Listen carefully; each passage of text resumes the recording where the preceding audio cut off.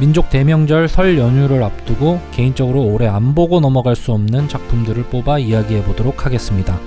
첫 번째는 2월 개봉 예정인 파묘입니다.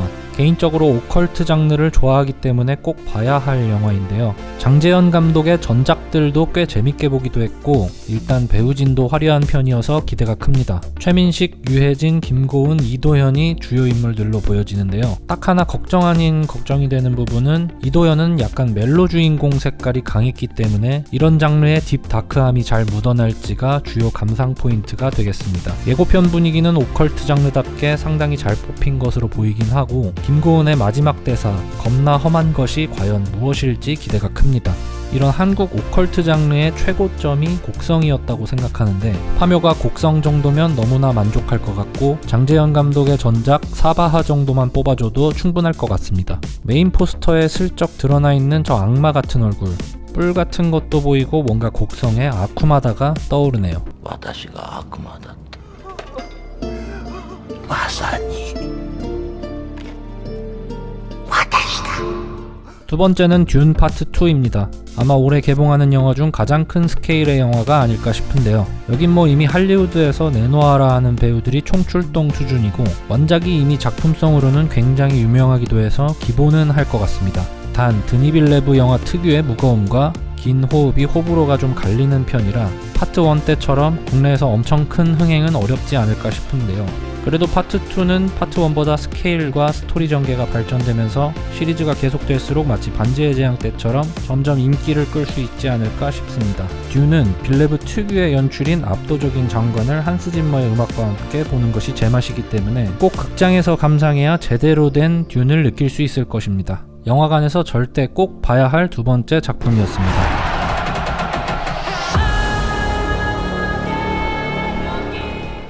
아마 올해 개봉하는 영화 중에서 개인적으로 제일 기대가 되는 작품 한 개만 정하라면 이 작품을 꼽고 싶습니다. 매드맥스 분노의 도로는 정말 아직까지도 참 극장에서 보길 잘했다고 생각이 드는데요. 당시엔 사실 매드맥스를 잘 모르기도 했고 크게 관심이 없었는데 이 영화를 보고 나서 완전히 빠져들었던 기억이 납니다. 토마디와 샤를리즈 테론의 케미는 정말 엄청났었는데 이번엔 안냐 테일러 조이와 크리스 햄스워스가 투톱 주연으로 나옵니다. 안냐는 나오는 작품마다 영화의 흥행들을 떠나서 상당히 인상 깊은 연기를 펼쳐왔는데요. 이번 영화는 그 샤를리즈 테론의 퓨리오사를 이어받으면서 부담이 크기도 했을 텐데 과연 어떻게 캐릭터를 연기했을지가 궁금하고 토르로 이미지가 굳은 크리스 햄스워스의 악역 변신도 상당히 궁금한 관람 포인트가 되지 않을까 싶습니다. 매드맥스에서 강렬한 인상을 남겼던 악역인 임모탄조 역시 다른 배우가 이어받았는데 악역 포스 대결에선 또 어떤 모습을 보여줄지 이 영화는 반드시 흥행해야 합니다. 그래야 또 시리즈가 이어질 것이기 때문에 저는 토마디와 샤릴리즈 테론의 매드맥스 속편도 꼭 보고 싶거든요. 조지 밀러 감독님은 연세가 정말 많으시기 때문에 남은 시간이 별로 없습니다. 정말 오래 사셔야 할 분 두 분을 꼽자면 조지 밀러와 리들리 스콧입니다. 저는 에일리언의 광팬이기도 한데 이번 기대작은 리들리 스콧의 에일리언은 아니지만 어쨌든 에일리언 시리즈이기 때문에 기대를 안 할 수가 없고 나오면 안 볼 수가 없습니다.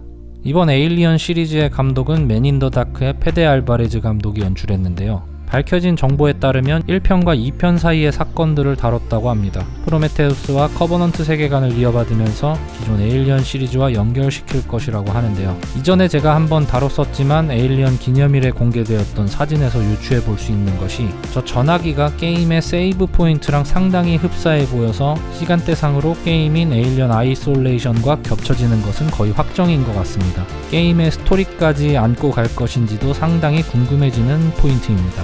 추가로 페데 알바레즈가 편집본을 리들리 스콧에게 먼저 보여줬다는데요. 여기서 스콧 감독은 페데에게 페데 할 말이 없다. 완전 죽여준다고 했다죠.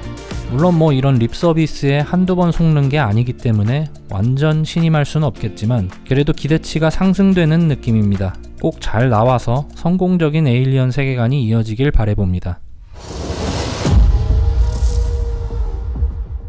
다음 영화는 발레리나입니다. 한국 영화 발레리나가 아니고 존 윅의 스핀오프 발레리나입니다. 발레리나는 제가 좋아하는 아나드 아르미스가 메인 주인공으로 나오는 작품인데요. 작품 시점은 존 윅 3편과 4편의 사이라고 하죠. 그래서인지 키아누 리브스도 나온다고 합니다.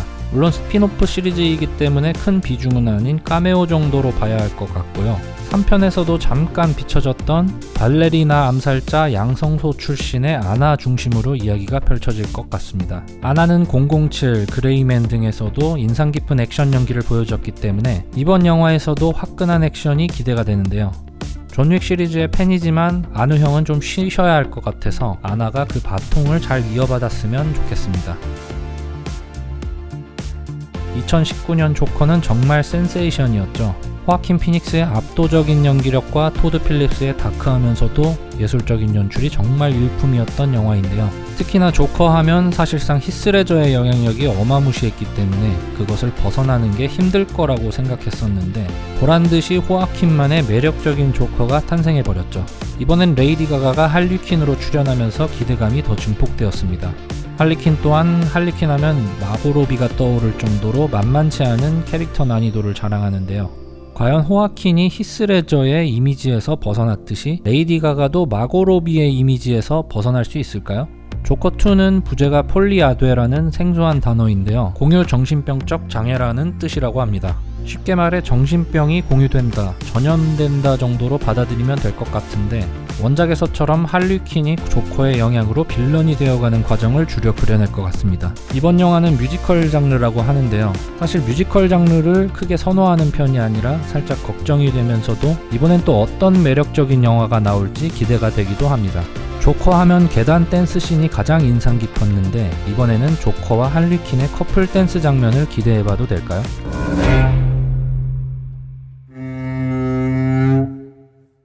이번에는 영화가 아닌 넷플릭스 드라마 시리즈입니다. 기생수는 개인적으로 인생 만화 중에 하나로 쿨타임이 돌아오면 종종 다시 찾아보게 되는 만화 중에 하나인데요. 유명한 만화인 만큼 이미 일본에서 애니화, 실사 영화화는 오래전에 되었죠. 애니는 그렇다 치고 실사화에 지뢰받친 일본 작품 중에서는 나름 준수하게 영화가 나왔었습니다. 그런데 한국에서 이걸 또 리메이크 하는가 싶었는데 원작과는 조금 다르게 각색이 되어 나오는 것 같습니다. 일단 믿고 보는 배우 구교환님이 나오는 것도 기대 상승에 상당한 부분을 차지하고 있기도 하고요. 연상호 감독이 연출을 맡았는데요. 사실 연상호 감독은 애니메이션에서는 정말 주옥 같은 작품들을 많이 연출했는데 영화 드라마 쪽으로는 부산행 말고는 딱히 괜찮게 본 게 없어서 조금 걱정이긴 합니다. 개인적으로는 원작의 엄청난 팬이라 안 볼 수가 없는 작품이긴 하지만 염력, 반도, 정의 등을 봤을 때 신뢰감이 크진 않은 데다가 공개된 드라마 설정상 원작의 내용과 많이 다를 것으로 보이는 주인공 성별 교체 등을 봤을 때 원작의 명성에 흠을 내지 않기만을 바라고 있습니다.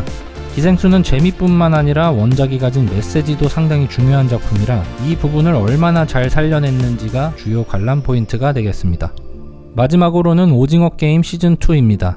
사실 개인적으로 오징어 게임 시즌1은 당시에 봤을 때 솔직히 그냥 그랬습니다. 그냥 카이지류를 한국화했구나 정도로 봤었는데요. 웬걸 이 정도까지 성공할 거라곤 전혀 예상 못했었죠. 흥행을 떠나서 전 세계적인 신드롬이었습니다. 얼마나 대단한 성공이었는지 세계적으로 압도적인 인기를 자랑하던 왕자의 게임 시리즈나 어벤져스 엔드게임과 전세계 구글 검색량에서 어깨를 나란히 할 정도였으니 말 다했죠. 그렇다 보니 올해 시즌2가 공개되면 궁금해서라도 안 보고 넘어갈 수 없는 작품이 되어버렸습니다. 아마 무조건 흥하긴 할 겁니다. 전작이 워낙 성공했어야 말이죠. 넷플릭스 하면 기묘한 이야기가 개국공신이라고 생각하는데요. 넷플릭스의 최고점을 찍게 해준 것은 오징어 게임이었다고 생각합니다. 넷플릭스에서 한국 콘텐츠가 시즌을 거듭할수록 똥볼을 차는 경우가 많긴 한데요. 과연 오징어 게임은 전작의 명성을 이어갈 수 있을지 기대해봅니다. 오늘은 이렇게 8개 작품에 대해서 이야기해보았습니다. 선정은 아무래도 개인적인 취향과 관심도에 의해서 선정했기 때문에 보시는 분들에 따라서는 이건 왜 없어 하시는 게 있을 겁니다. 여러분들은 어떤 작품이 가장 기대가 되시나요? 혹시나 목록에 없는 추천해주실 만한 작품이 있다면 댓글로 남겨주시면 감사하겠습니다. 끝까지 시청해주셔서 감사드립니다.